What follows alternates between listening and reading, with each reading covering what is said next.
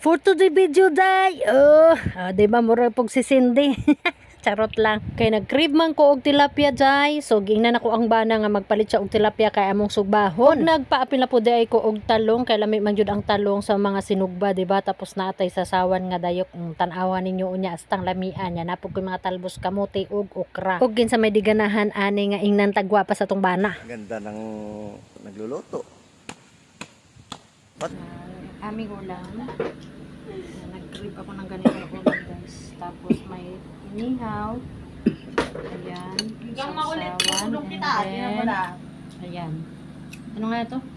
Lato. Lato. Tapos may kinilaw kami natira. Kain.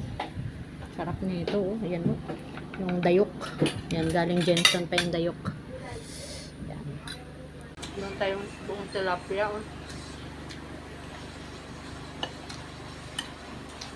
Nung masarap dito kasi mainit pa yung tilapia.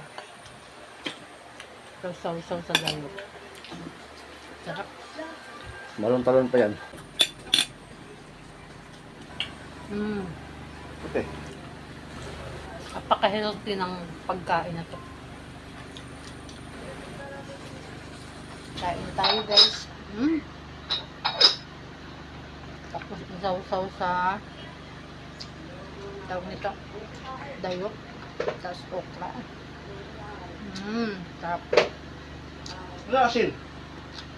Ayun no?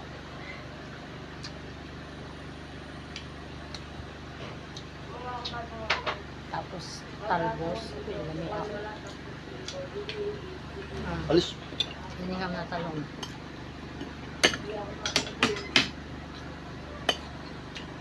Ayan. Alis! Sausaw natin. Bagoong. Ayan. Sila mga Tapos sausaw. Tayo.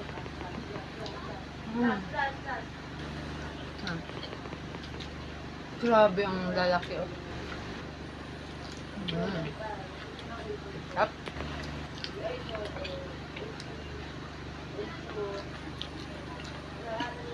Talong. Pag ingunan ni Jud ang akong sudan mga mare, grabe Jud, kalami sa akong kaon. Sarap pag ganito talaga yung ulam ko, sobrang sarap. Sarap parami akong kanin. Kain. Ganyan daw kasi yung Daghan kay kog makaon as in Jud, as in kanang rag makaingon lagi ka nga mas lami pa man gyud ni sa mga lechon. Pero mas maayo magud ang lechon guys kay pagkamang panagsa lang. So pag kanang pamaminti na gani, sug naa gani koy lechon gikan Jensen. So wala pa gyud nako nahuluto tanan. So mas gusto nako na yung mga anin kaon kay lamig jud akong kaon lalo na naay dayok. Mas tang lamia. Nang masarap dito kasi mainit pa yung tilapia. Sausaw sa dayok. Sarap. malon-talon pa yan. Buhay pa yan? Kaya pala manamis-tamis. Yep. Tapos meron tayong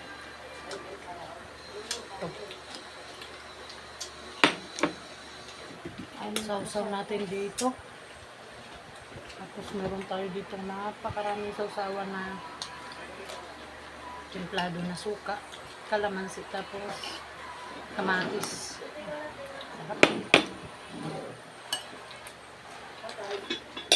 Maupod lagi kung inani pod ni ako ang lutuon digid mga anak ko mga anak mas gusto pa na nila kanang century tuna, itlog, hotdog amot ang anak nila oy. So kita kay medyo may edad na ta so for the healthy muna tayo, di ba? So dito na lang guys. See you on my next vlog.